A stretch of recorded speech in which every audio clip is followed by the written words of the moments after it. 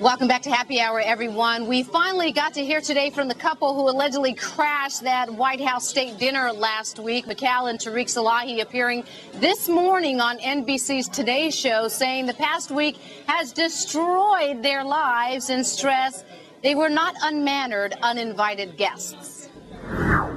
We were invited, not crashers, and there isn't anyone that would have the audacity or the poor behavior to do that. We're working closely with the Secret Service in their internal investigation and respect everything they do. We're respecting their timeline.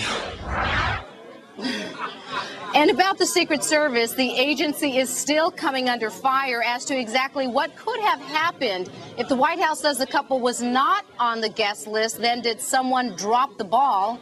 Scott Alswang, former Secret Service agent who served under presidents from Reagan through George W. Bush, joining us now for Happy Hour. Scott, thanks so much for joining us. My pleasure. So let me get this clear. Apparently this exchange of emails that they had with the White House liaison, a woman who works in the Pentagon, and what I can gather, this couple's not being forthcoming altogether in their interview or anywhere else. Hopefully with the Secret Service they are. But I guess they're saying these emails gave them the presumption that they were invited. Everyone said that they asked them to see the invitation. They didn't produce the invitation. This morning on the news, they didn't produce the emails. They said the Secret Service is investigating, which they are. It really doesn't matter whether or not they were on the list. They got in. The Secret Service has admitted fault. The main emphasis is on protecting the president. And even though they got close, they got pictures, their contingency plans. I spent many nights in this very hotel with all of those presidents, and a lot of people that were guests of the hotel came up and they shook hands, and we were close enough to be able to stop whatever might have happened. Well, Scott, there's no way of knowing what they may have had on them. I mean, we had terrorists that had stuff in their shoe. Yeah. The question is, let's just take it through there are 3 checkpoints going into the state dinner. Is it possible that a Joe Biden or a White House staffer says to Secret Service, let those 2 in there with me, and then they could get by?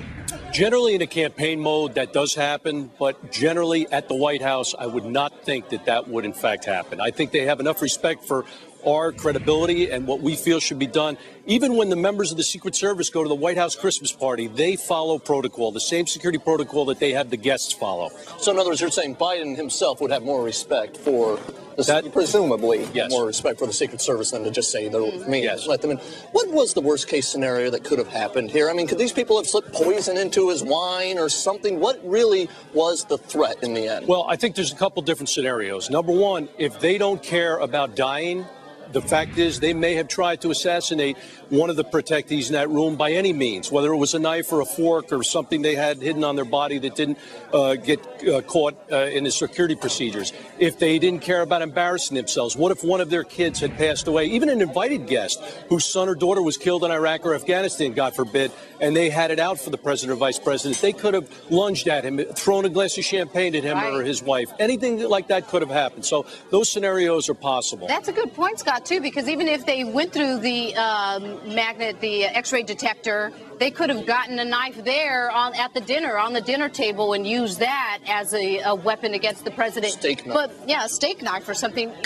Where, they're saying that maybe because there wasn't a White House social secretary liaison checking off the guest list. But even if that person wasn't there, the Secret Service still has to say, okay, you're on the list, you're not on the list, and if you're not on the list, you're not in. I don't care what this email says or what somebody else said. Yeah, this staff is new. It was the first state dinner. This staff is very efficient. They were with him during the time we protected him as a candidate. They're very cooperative from what I understand. So it's not a case of a problem with staff versus Secret Service. The Secret Service takes the ultimate blame, as the directors already came out and said.